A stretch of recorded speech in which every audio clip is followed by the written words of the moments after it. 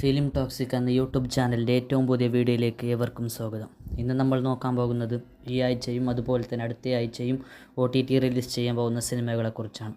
അപ്പോൾ നമുക്ക് ഒട്ടും വൈകിക്കേണ്ട നേരെ വീഡിയോയിലേക്ക് കടക്കാം. അങ്ങനെ പാർട്ട്നേഴ്സ് എന്ന സിനിമയുടെ OTT റിലീസ് വന്നിരിക്കുകയാണ്. ധ്യാൻ ശ്രീനിവാസൻ നായകനായി, അതുപോലെ തന്നെ കലാഭവൻ ഷാജോൺ, സഞ്ജു ശിവറാം ഇവരൊക്കെ അഭിനയിക്കുന്ന സിനിമയാണ് പാർട്ട്നേഴ്സ്. സിനിമയുടെ ഒഫീഷ്യൽ OTT റിലീസ് അതായത് ജനുവരി 31 സൈന പ്ലേയിലൂടെ വരുമെന്നാണ് ഇന്ന് ഒഫീഷ്യൽ പ്രഖ്യാപനം വന്നിരിക്കുകയാണ്.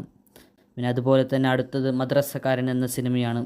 അതുപോലെ തന്നെ ഷൈൻ നിഗം, അതുപോലെ തന്നെ കലൈരസൻ, അതുപോലെ നിഹാരിക എന്നിവർ പ്രധാന വേഷത്തിലെത്തുന്ന സിനിമയാണ്.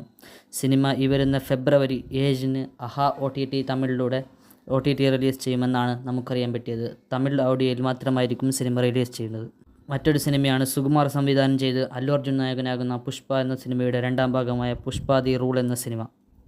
സിനിമയുടെ ഒഫീഷ്യൽ OTT റിലീസ് പ്രഖ്യാപനം വന്നിരിക്കുകയാണ്. ജനുവരി 30, അതായത് ഇന്ന് രാത്രി 12 മണിക്ക് ശേഷം നെറ്റ്ഫ്ലിക്സിലൂടെ സിനിമയുടെ തമിഴ്, അതുപോലെ തന്നെ തെലുങ്ക്, മലയാളം, കന്നഡ, ഹിന്ദി ഭാഷകളിലൂടെ സിനിമ OTT റിലീസ് ചെയ്യുകയാണ്. അതുപോലെ തന്നെ സിനിമയുടെ OTT ഡ്യൂറേഷൻ എന്ന് പറയുന്നത് 3 മണിക്കൂറും 44 മിനിറ്റുമാണ്. അതുപോലെ തന്നെ മൈത്രി മൂവി മേക്കേഴ്സ് നിർമ്മിക്കുന്ന സിനിമയാണ് പുഷ്പൻ. ഈ വീഡിയോയിലൂടെ അവസാനത്തെ OTT റിലീസ് അത് ഐഡൻറ്റിറ്റി എന്ന സിനിമയാണ്.